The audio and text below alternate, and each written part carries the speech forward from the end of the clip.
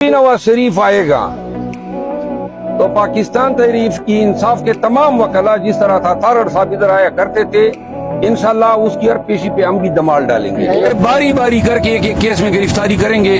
अभी पता चला है कि नेप की टीम अटक गई है, तो लिहाजा 25 मुकदमात हैं। अगर हम एक एक केस में 15-15 अयाम ज़ाय करेंगे तो खान की रिहाई इतनी जल्दी नहीं होनी है।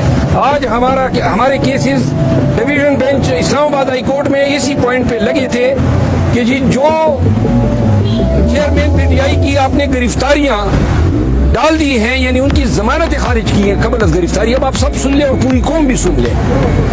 जज साहबान ने जमानतें इस बुनियाद पे खारिज की हैं कि इमरान खान हाजिर नहीं है। इमरान खान किधर से हाजिर हुआ था? उनको तो आपने अटक जेल में डाला था, और अटक जेल में जज ने डाला था, और जज की तहवील में समझा जाता है जब कोई कैदी या वलाती होता है। आपको इल्म है कि अटक जेल में हैं और आप उसी को सजा दे रहे हैं। क्या आपके पेश न होने की वजह से हम जमानत खारिज कर रहे हैं? ये इंसाफ है, ये कानून है। कोई इंसानी अकल पे कॉमन सेंस भी ये एक्सेप्ट नहीं करता है।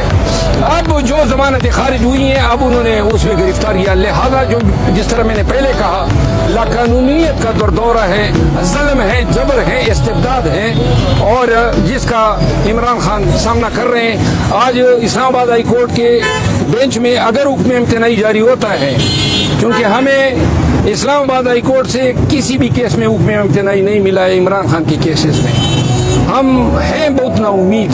लेकिन अगर अल्लाह उनके दिल में कोई अच्छाई डाल दे और इंसाफ कर सके, और अगर स्टे हो जाता है, क्योंकि सुप्रीम कोर्ट ऑफ पाकिस्तान ने शर साहब के मर्डर केस में ऐसी हालात हैं, इमरान खान की वहां पे भी कबल अज़ गिरफ्तारी जमानत थी 9 अगस्त तक, और जब वो गिरफ्तार हुआ तो सुप्रीम कोर्ट अभी तक उस बिल को एक्सटेंड कर रही है। तो लिहाजा सुप्रीम कोर्ट ने मिसाल भी कायम की थी, फिर भी माता जज साहबान ने नहीं माना।